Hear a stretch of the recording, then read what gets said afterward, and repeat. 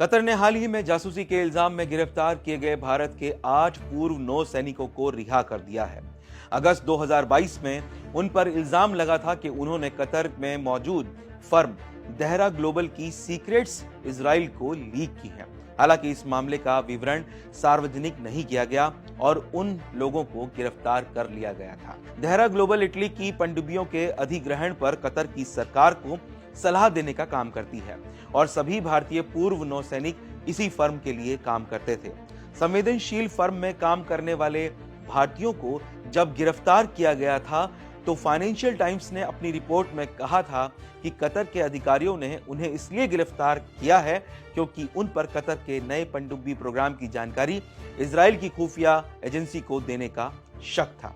अक्टूबर 2023 में कतर की एक अदालत ने 8 भारतीयों को मौत की सजा सुनाई थी, जिस पर भारत के विदेश मंत्रालय ने भी हैरानी जताई थी। मंत्रालय के अधिकारियों ने तब कहा था कि इस मामले को कतर के अधिकारियों के समक्ष उठाया जाएगा। पिछले साल भारतीय कैदियों की मौत की सजा पर रोक लगा दी गई थी और अब उनकी रिहाई हो गई है, जो दिखाता है कि भारत ने कैदियों की रिहाई के लिए कितनी कोशिशें की हैं। कई विश्लेषकों का मानना है कि कतर और भारत के बीच मजबूत होते व्यापारिक संबंधों ने इस मामले में अहम भूमिका अदा की है।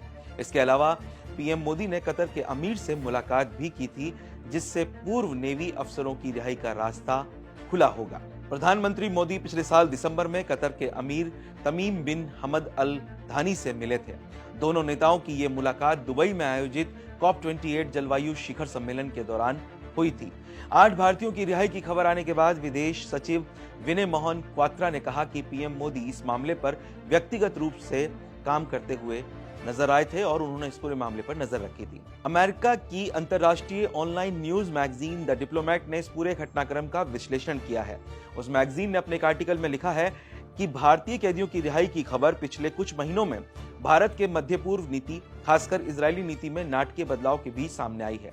द डिप्लोमेट ने लिखा है कि अक्टूबर में जब गाजा में जंग शुरू हुई थी, तब भारत ने 2 स्टेट सॉल्यूशन की बात करते हुए इजराइल के लिए अपना समर्थन देने में जल्दबाजी की थी। लेकिन जैसे जैसे गाजा में इजराइल का युद्ध जारी रहा, भारत का धीरज कमजोर होता गया। नवंबर 2023 में संयुक्त राष्ट्र में एक प्रस्ताव पेश कर वेस्ट बैंक में इजरायली बस्तियों की निंदा की गई थी, जिस पर भारत ने अपना समर्थन जताया था। दिसंबर में गाजा में तत्काल युद्ध विराम का आह्वान करते हुए यूएन में एक प्रस्ताव आया था और भारत ने उसका भी समर्थन किया था। आर्टिकल में आगे लिखा गया कि हालांकि भारत ने किसी भी तरह से इजराइल को छोड़ा नहीं है, लेकिन जिस तरह इजराइल का सहयोगी अमेरिका उसके प्रति बेहद समर्थक रुख अपनाता रहा है, भारत उससे काफी दूर है, जिससे पता चलता है कि इजराइल के प्रति भारत के नजरिए में लचीलापन है। कतर के साथ भारत के चल रहे विवाद को देखते हुए इजराइल के प्रति भारत के इस रुख से बिल्कुल भी हैरानी नहीं होनी चाहिए।